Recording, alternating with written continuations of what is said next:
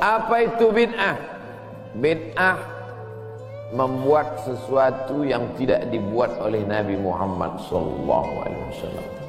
Tidak ada dalilnya dari 3 aspek: qauli, fi'li, takriri. Perbuatan yang tidak ada dalilnya bid'ah. Jangan dikatakan perbuatan yang tidak dibuat Nabi bid'ah. Perbuatan yang tak ada dalilnya bid'ah. Karena kalau dikatakan yang tidak dibuat Nabi bid'ah, Nabi tidak pernah pakai peci. Tunjukkan saya mana hadis Nabi pakai peci. Berarti peci ini bid'ah. Nabi mimbarnya tangganya dari depan. Ini masjid tangganya dari belakang.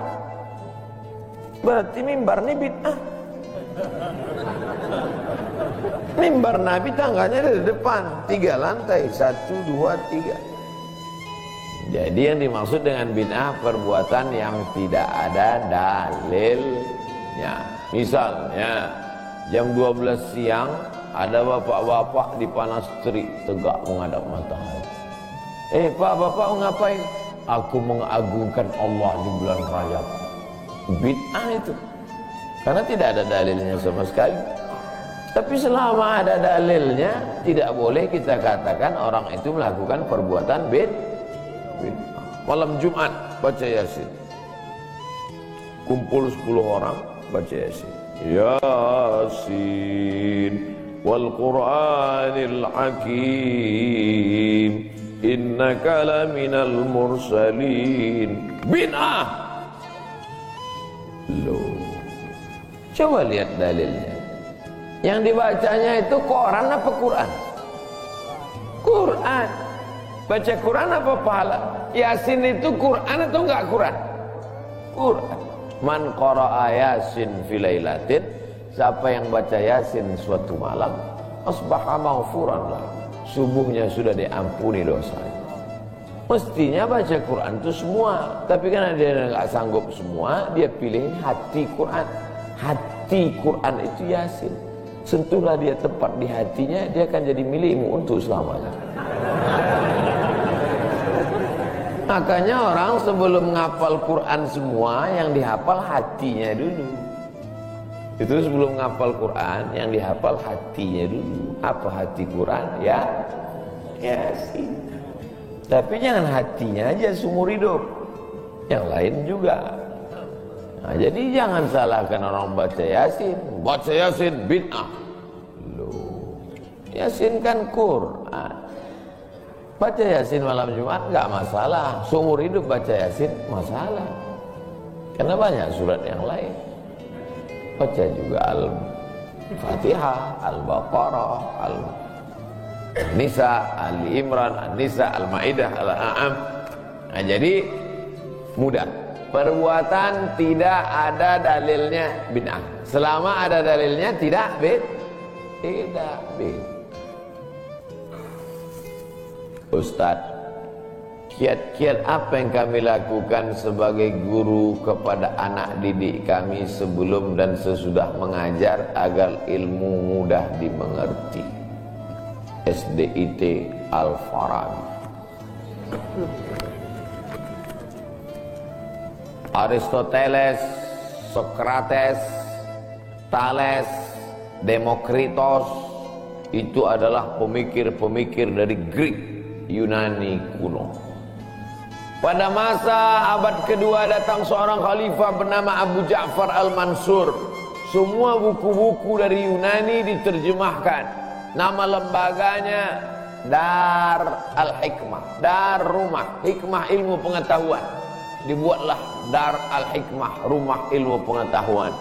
Diterjemahkanlah dari bahasa Yunani ke dalam bahasa Arab. Akhirnya orang Islam pun jadi dokter, Avicenna. Karena orang Barat payah menyebut Ibnu Sina. Averroes, Ibnu Rus. Tapi ada seorang yang bergelar the second teacher. First teacher Aristoteles, second teacher Al-Farabi.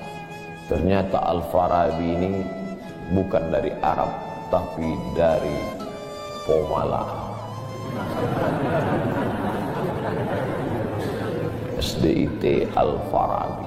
Ini supaya wali murid tahu, anak ibu di mana? SDIT Al-Farabi. Al-Farabi itu artinya apa? Ya SDIT. Al-Farabi itu di barat dia diberi gelar the second teacher. Guru pertama Aristoteles, guru kedua adalah Al-Farabi, saking cerdasnya. Artinya apa? Dia tidak hanya diakui dalam Islam, tapi juga di luar Islam. Kenapa dikasih nama Al-Farabi? Karena ingin anak-anak kita dalam kepalanya tidak hanya fisika, biologi, kimia, matematika, bahasa Inggris, tapi juga dalam kepalanya ada Quran, hadis, fikih, akidah, akhlak, dan bahasa Arab. Sehingga nanti dia akan menjadi ekonom, tapi ekonom yang beriman.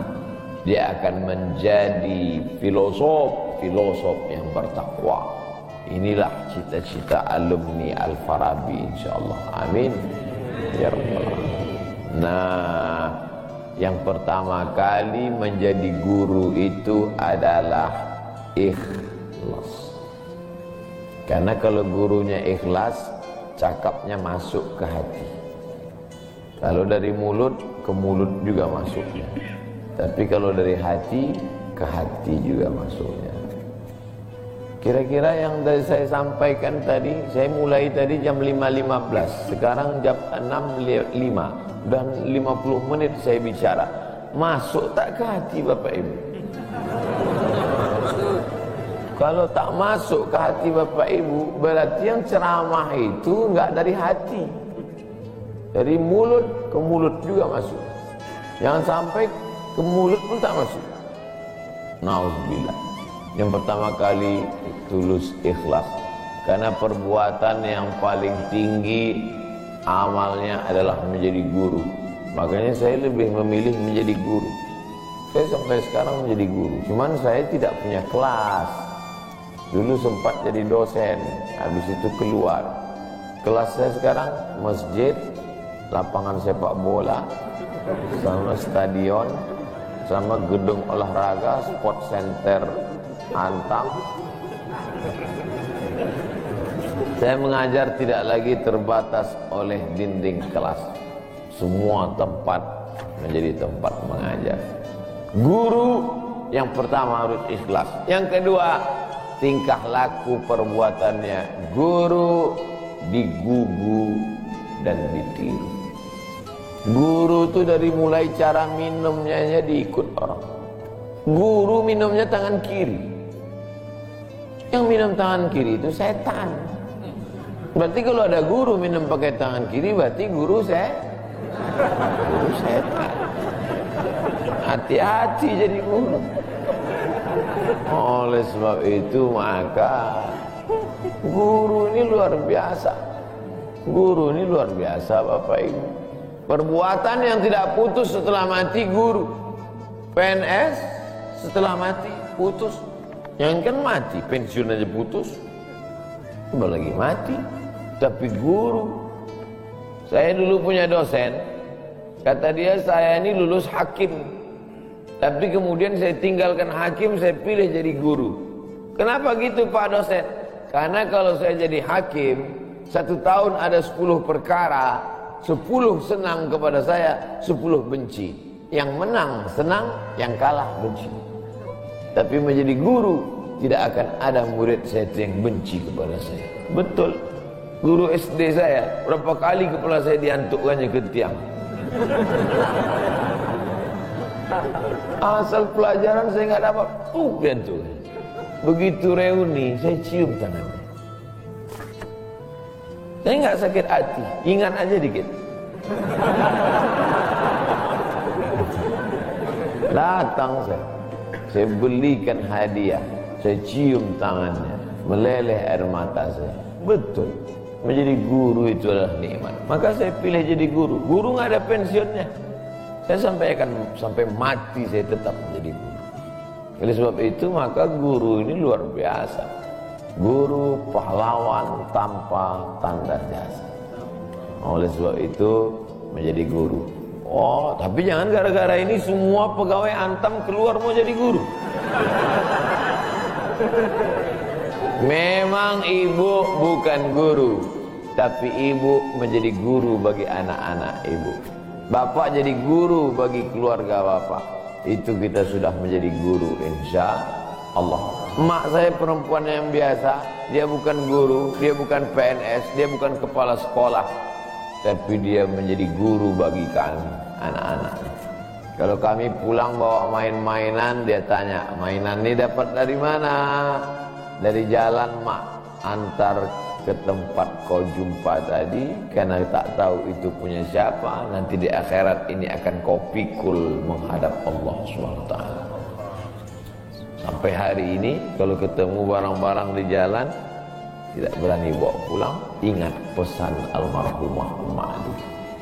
Mungkin cakap ustaz tidak masuk ke telinganya, tapi kata-kata ibu luar biasa.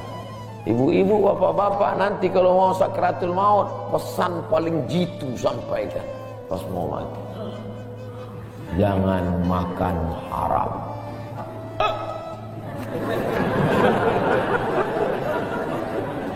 Luar biasa itu, mereka berkesan. Sampai anak cucu akan mereka sampaikan. Nenekmu dulu ketika mau mati pesan terakhirnya, jangan makan. Baru sebut la ilaha illallah. Pertama, ikhlas.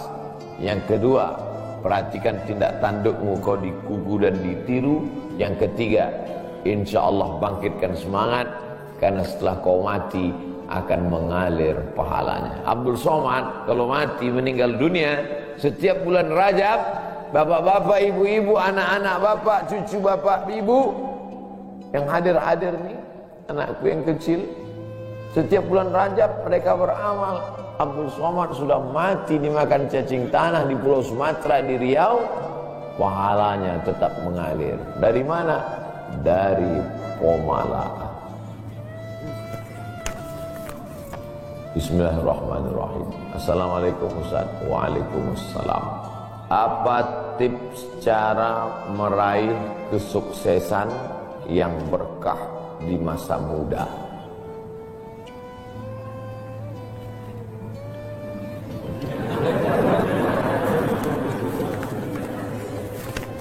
Saya tidak pernah bercita-cita menjadi apapun.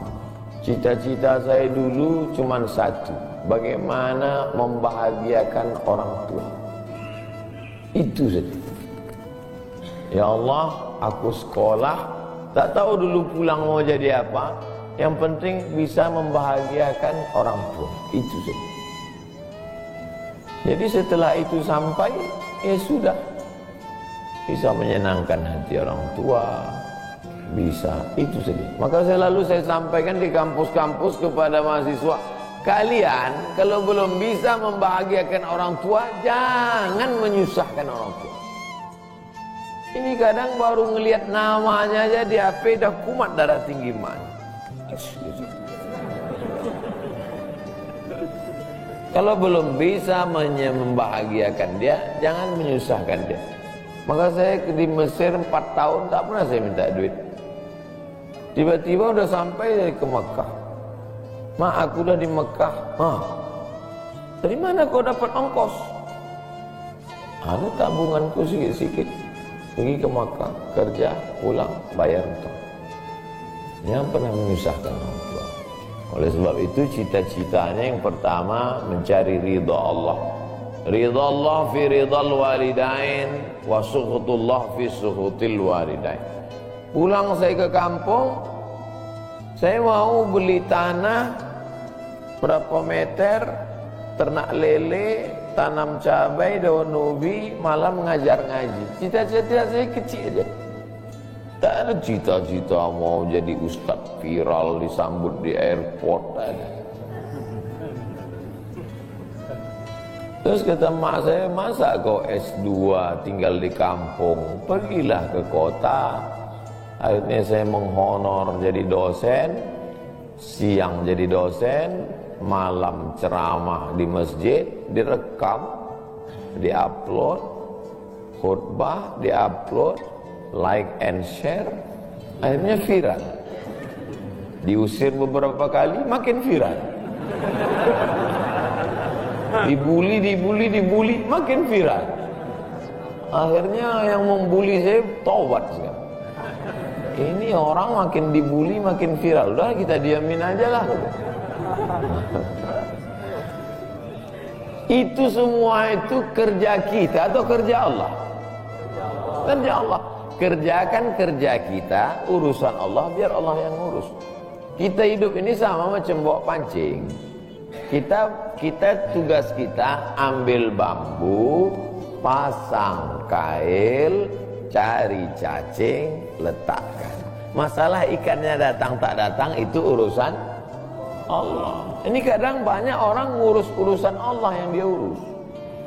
Urusan Allah yang kau urus. Kata Allah, yang mendatangkan ikan ini urusan aku.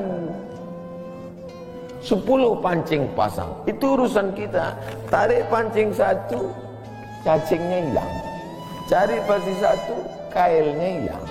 Cari pasir satu, talinya hilang. Yang ke-10, bambunya hilang. Marahkah kita? Tidak. Karena urusan kita sudah selesai. Serahkan urusan Allah. Pulang ke rumah, rupanya Allah mau kasih kita bukan ikan mentah, tapi ikan mas.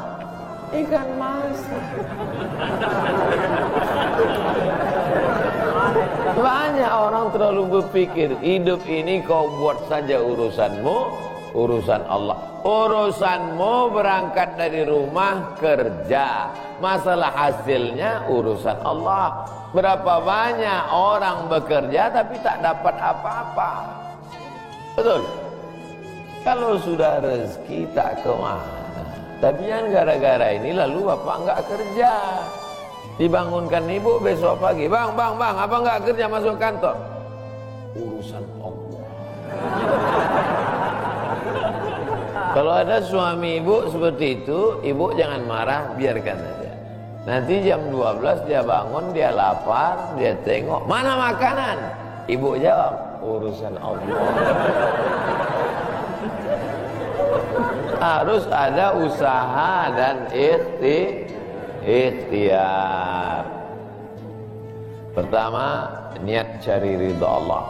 Kedua, senangkan orang tua. Ketiga, berusaha. Setelah itu, tawakal Allah. Hidup jangan susah. Hidup sudah susah, jangan bikin susah. Hidup sudah pahit, jangan minum kopi pahit. Apa hukumnya suami menyembunyikan uang dari istri?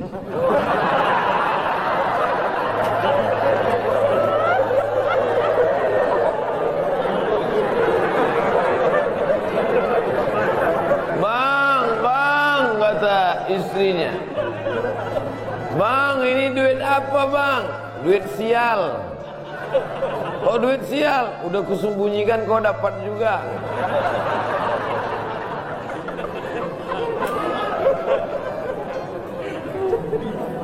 Bapak menikah sama ibu, ibu menikah sama bapak. Apakah hartanya jadi satu atau harta masing-masing?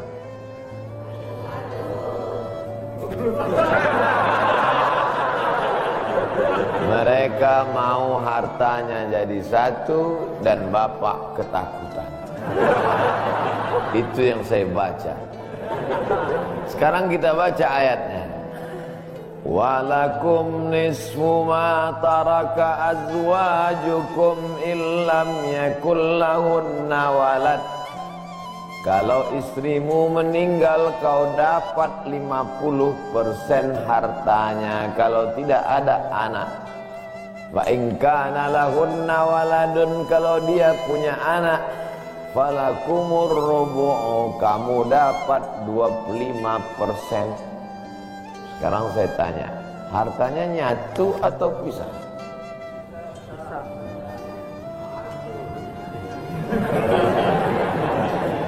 Memang kalau belum sarapan susah nangkap. Saya ulang sekali lagi. Walakum nisfu ma taraka azwajukum. Hai para suami, kamu dapat setengah harta istrimu kalau tidak ada anak. Fa in kana lahunna waladun, kalau ada anak kamu dapat 1/4. Artinya hartanya misah. Harta bapak beda, harta ibu beda. Ibu kerja, punya kebun, punya tanah, punya speedboat, itu harta dia. Bapak punya usaha, harta bapak. Meninggal ibu, 50% untuk bapak.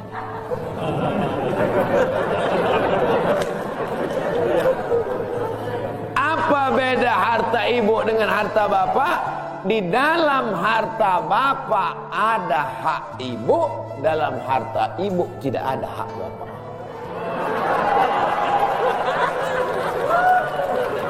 Takbir. Saya ulang sekali lagi. Ibu menikah dengan bapak, bapak menikah dengan ibu, ibu bawa harta, bapak bawa harta. Bedanya apa? Dalam harta bapak ada hak ibu, dalam harta ibu tidak ada hak bapak. Kenapa dalam harta bapak ada hak ibu? Karena bapak wajib memberi nafkah. Kewajiban bapak 5. Pertama, kasih makan. Kedua, kasih pakaian. Ketiga, kasih tempat tinggal. Keempat, kasih pendidikan. Kelima, kasih perhatian. Lebih dari yang ini, itu bukan milik mereka lagi.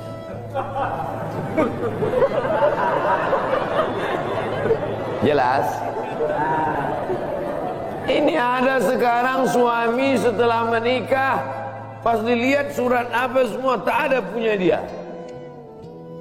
Semua atas nama istrinya. Ini orang kalau meninggal ini tidak kena azab kubur. Karena di dunia sudah terlalu azab dengan istrinya.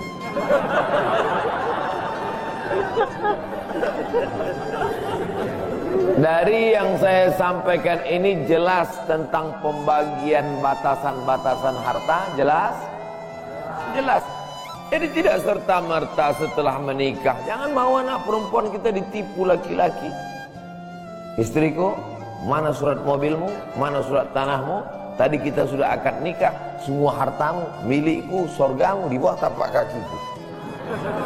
Oh, tidak begitu. Makanya laki-laki harus ngerti, perempuan juga harus paham. Kalau tidak, sedang main bola aja ada aturannya, statuta. Kalau tidak, akan hancur. Tapi insya Allah jelas. Pak Ustadz minta tolong doakan ibu saya sudah lama sakit. Nanti kita doakan di akhir majelis, bukan cuma ibu bapak, ibu-ibu semua kita doakan.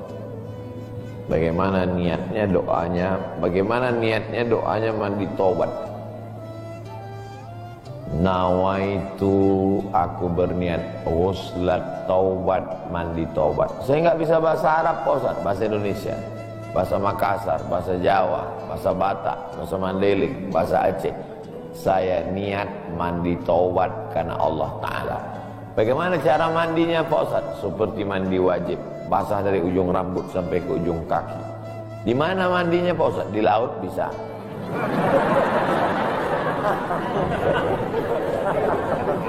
Kolaka ini 30% saja daratan Pak Ustadz, yang 70 adalah lautan. Nah, mandi di laut. Apalagi kalau sampai ke tengah laut, bukan cuma dosanya hilang, orangnya hilang sekali.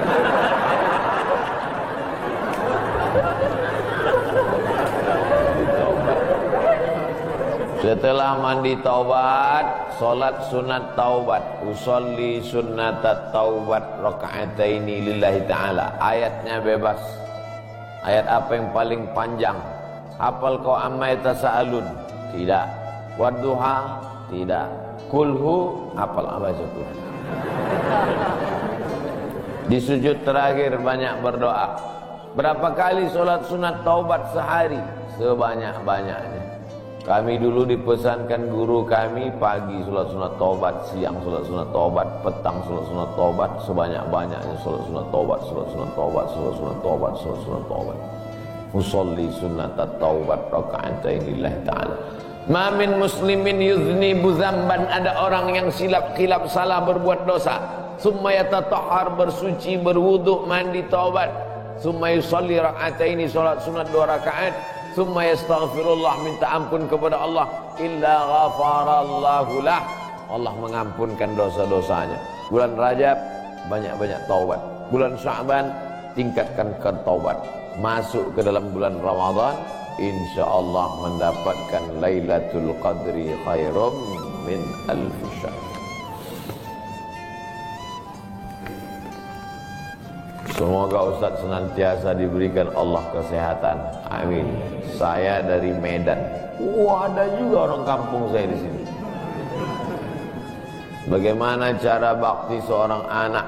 Cara membahagiakan orang tua berjarak jauh dengan kita, sedangkan bertemu dekat bersama orang tua mungkin hanya 1 tahun sekali, Idul Fitri saja, karena harus bekerja di PT Antam Tbk Sulawesi Tenggara.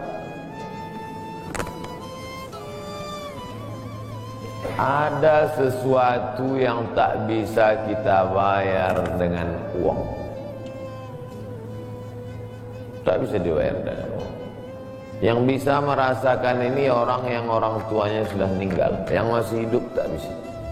Lam ya'rif man lam yadhuq, yang tak pernah merasakannya tak bisa menceritakannya, karena tak bisa dirasakan. Setelah orang tua itu tak ada, barulah kita rasa dunia ini hampa, tak ada gunanya.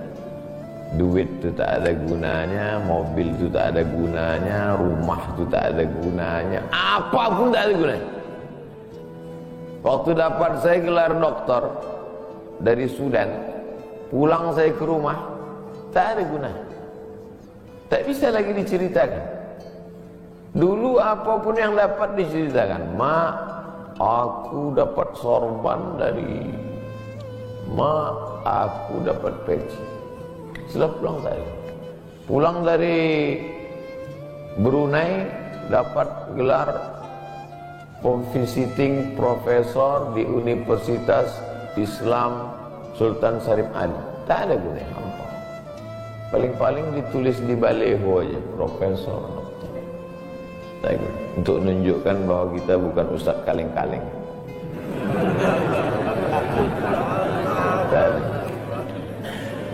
Nanti setelah dia tidak ada, barulah kau cari mana kain yang pernah dia pakai dulu, mana sajadah yang dulu dia pakai waktu sholat, di mana dia dulu sering duduk.